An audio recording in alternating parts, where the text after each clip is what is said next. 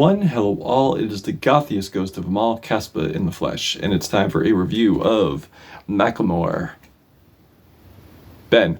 Macklemore is a Seattle rapper, and this is his second studio album. We're not going to count the ones he did with Ryan Lewis, even though I do feel that was his best material yet. Even though it wasn't necessarily a favorite of mine, didn't make my album of the year or anything, but I do feel like he was touching on important issues like same-sex marriage and consumerism, the negative effects of consumerism. But nowadays, he's just not the same Macklemore, and not in a good way. He's nowadays very derivative. He is so out of touch with culture, and he just suffers from old man mentality, old head mentality, which we will get into later on in this review. But yeah, I honestly thought that Gemini was his worst album. But after listening to this, I feel like we're getting the very bland, unflavored, unseasoned crumbs just sprinkled from Gemini on this thing. And it's just so obnoxious, so preachy, just very unappealing, very commercialized. It's just not the best. I feel like this is an even weaker version of that album. And that album was terrible.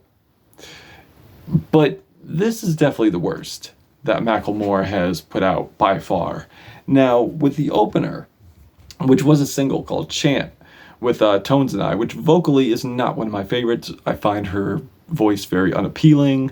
I find the lyrics to be corny. I find the production to be very goo goo gaga. Not exactly my thing. But on here, I could say she had a decent performance on here. Now, not mind-blowing or anything. Macklemore isn't mind-blowing or anything, not really breaking any new ground. However, I do feel like the production needs to be spoken on, because on here, I like the piano riffs on here. I feel like the piano runs, they remind me of like a mix of The College Dropout with Beautiful Struggle, produced by Kanye, if you didn't know. But yeah, after that, it's just really, really all over from here.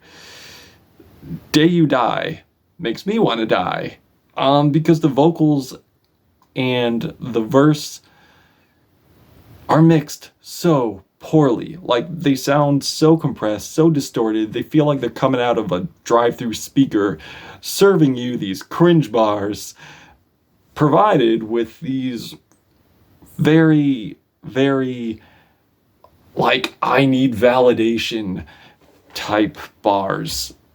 Like, man. And we will get into the corny lyrics. Or, matter of fact, we'll get into this corny lyric. Walk right into heaven, say what's uppers. Get it? Because heaven's up. He's asking, what's up? He just came in there. Yeah. You get it? You like it? No, neither do I. And the cringe just continues from here. Especially where he's saying, like, oh, if I fall, then they'll remember me. Trust me. With this album being as terrible as it is, and your takes being as terrible as they are, I don't think this is the memory you want to leave behind. Just saying. Now, unfortunately, we get even more cringe on here, like No Bad Days, which gives me a bad day, where we get like these really thin, distorted, rumbling bass on here. It's very grating, corny, peppy beat, and the back end sounds like high school theater musical.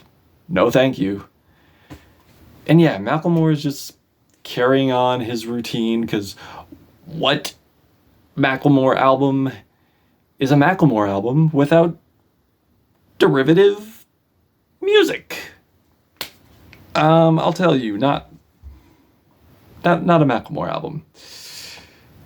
Which is why he's probably ripping off Future Islands on here, on the song 1984. And it just sounds like a throwaway Future Islands on here, like down to the theatrical, over-the-top bravado, over these synths and pumping beat. Like, it's just, like, can we get innovation here, Macklemore? Can we get innovation? Baby, give me the green light. Like, this album is just all over the place. And I do enjoy synth pop, definitely one of my favorite genres of all time, but he's not really adding anything new to it. And he's saying, like, party like it's 1984. Is he trying to reference 1999? He does know that people thought the world was going to end in 1999, right? Like, I'm just hoping he knows that. But if this is what the world was going to end on, I would say maybe we're better off. And the ripoffs continue on the track Maniac, that just sounds like a very bland Chris Martin from Coldplay.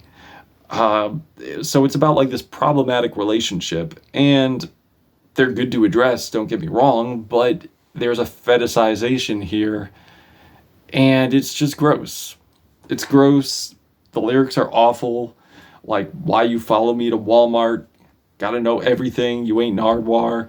Or that really creepy lyric where he goes, as long as the night is young, go crazy, I got your back. I'll be posted by the jukebox, watching you dance.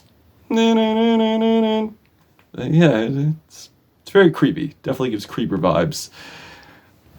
The song Heroes, probably the worst track on here. And it is just the cherry on top of the cringe cake that this album is. And there's really not much of a hook here. It's just a bunch of samples thrown together, talking about like petty crimes and stuff like that. But here's the thing. You're talking about like these crimes, such as boosting, such as selling weed, which shouldn't be a crime, but that's another story for another day, or we could address it as I go on with this. We'll address it as I go on with this. But yeah, selling weed, getting drunk, having sex, and blaming it all on hip-hop, which you probably couldn't tell because the vocals saying that are so mixed as shit, you wouldn't be able to tell unless you actually looked up the lyrics. So yeah, I don't rock with that narrative at all. So you're blaming the music for the decisions you made, like trying to put on like this badass image and then trying to pin it on the culture that you're in, that you're a guest in, mind you. And yeah, like, does he not realize that people who sell drugs do it from lack of opportunity due to systemic oppression? Does he know that? Like, I don't think he knows that. And if you're in this game, especially being a guest in this game, you should probably learn that before you put this out. And yeah, and he's just mixing like drug addiction and saying all this like it's for the culture, it's for the culture. No, it's not for the culture. It's something people have suffered from and put it in their art to reflect the life that they live. They want to show you the reflection of their harsh reality, and that is a harsh reality. That is not part of the culture. And honestly, if Lord Jamar decides to get at you for this, like, I'm on his side, because this is pretty gross, pretty terrible. And the terribleness continues on the song Grime, which just sounds so out of date, so out of touch, like feeding into this bullshit patriarchal standard of men shouldn't cry on social media. And yeah, I mean, if guys want to express their emotion, rappers want to express their emotion, they can. Like, it's a healthy way of coping with your feelings. Do it. And then, like, I gotta touch on the jab at modern medicine thrown here. Like saying how I'm anti-pill bottle, but I'm pro mushrooms. Like, they may work for Macklemore, but Macklemore's not a doctor. He's just basically giving you his experience. He's giving you, like, his anecdote, which I hope you realize, because, a lot of people are going to be listening to this and saying, I have this life-threatening disease, so maybe shrooms will help. Yeah. Go to a doctor. Doctors are good. In some cases. But yeah, another song is Lost Sun comes up. And man, like, he cannot help himself from going into his old head bag with the mentality about social media and bashing new music, saying like, oh, it's all the same, everything sounds the same, like sounding like an old head TikToker, saying like, oh, the music sounds the same, it's all no message, when in fact, like, rappers like Jid, Conway, Kendrick Lamar, Little Sims exist. But you're not talking about that. And mind you, Kendrick Lamar, the guy who you beat out on some bullshit in the Grammys, which you apologized for. But, like, come on, dude. Like, expand your horizons before you put that message out there. And, yeah, I mean, he's talking about how social media is so bad for you, so toxic, saying, like, the likes aren't what they used to be. But I've seen his Instagram, and he's getting, like, over 1,000 likes. So even if, like, he wasn't getting that many likes, you're just searching for this validation. You're hungering for validation, which is so corny. And if social media is really that bad for you, really that bad, you think it's that bad, why not deactivate it? What's stopping you? And not all social media is bad either, because it can be used to educate people and do great things and promote great art. Maybe not this art, but other art out there. And we get like these really corny refrains like scroll, refresh, turn it off, now do it again. And it's just so cliche. And he likes to talk about money can't buy happiness. But he definitely doesn't have a problem with criticizing people's wallet, saying how you're flatbread like Panera, don't approach me. So, I don't know, man. Kind of contradictory. Like, and if you don't know what I mean, check out the song I Need, where he just exploits like the stereotypes of fame, stereotypes, again, of the culture. Saying like he needs all these clothes, he needs all these women, he needs all these jewelry. Like that's the standard for fame. And he's really just not happy about having the money. He's not happy about this. He's not happy about that. And he's saying how this is leading to his fictional death. When in fact, I think you just need therapy. You have all the money, so why not spend it on the therapy? And if I hear one more time that he's on Obama's playlist, I'm going to scream. Because again, you're just bringing in the good old pretentiousness. It wouldn't be a Macklemore album without pretentiousness. And I'm sorry, but the derivativeness of the hooks is just so annoying, so distracting. Like on the song Sorry, which, yeah, you should be sorry for putting this out. I'm sorry for listening to this. With these melodramatic, hideous vocals from Livingston over this by the numbers guitar line. And it's just so bland. it doesn't even feel like I'm listening to a song. It feels like I'm doing like online training for this corporation that I need online training for. And yeah, it's just annoying. And what's also annoying is the fact that on the closer, Taillights, he has a guest singer on here who sounds like Rumor. I actually had to look in my pocket and say, oh, is this Rumor? No, this is not Rumor. This is a guy who's trying to sound like Rumor. And it's just so distracting, so annoying, like, because you could tell he's really trying to do that. And the guest singers on here, like, just bring, like, so little flavor, so derivative. Like, I feel they really bring the album down. Especially on the track I Know, where I can't tell if I'm listening to a Kid Laroi ripoff or a Post Malone ripoff.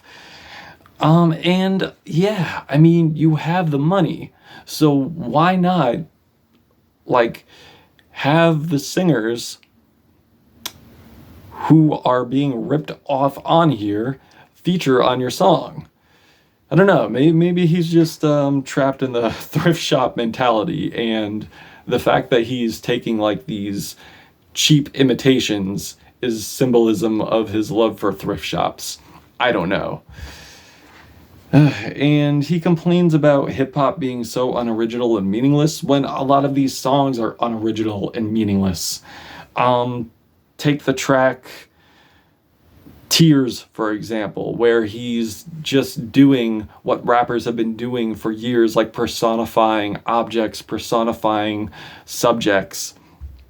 And this is supposed to be like a love song about liquor, and it's just like, how many times have we heard it? We've heard it with Tupac, with Me and My Girlfriend, where he's rapping from the angle of boyfriend, girlfriend, but the girlfriend is his gun. Nas with My Money Is My Bitch, with Nas rapping as if the money is his wife. It's just like, I could go on. Or Eminem with how he's rapping about drugs, but it sounds like he's rapping about women. Yeah. The only song I could possibly say on this thing that's good is God's Will. Not for the religiosity standpoint, but for the fact of he's basically saying, don't take advantage of opportunity. Not opportunity. Don't let opportunity pass you by. Seize the moment. Live life to the fullest, because you never know when it's going to be gone. And I fuck with that. Take advantage of the opportunity you get. And I love the grand horns. I love the beat switch. I love how this has like a soulful vibe to it. Definitely the best track here. But other than that, I just think this is the worst album he has put out by far. I'm feeling a 1 black heart out of 5 on this one.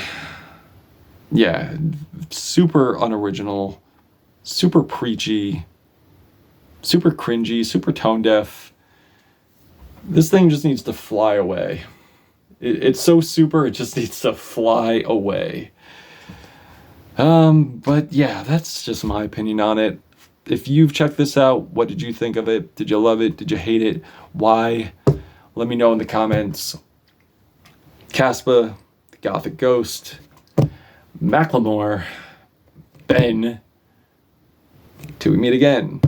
Bars.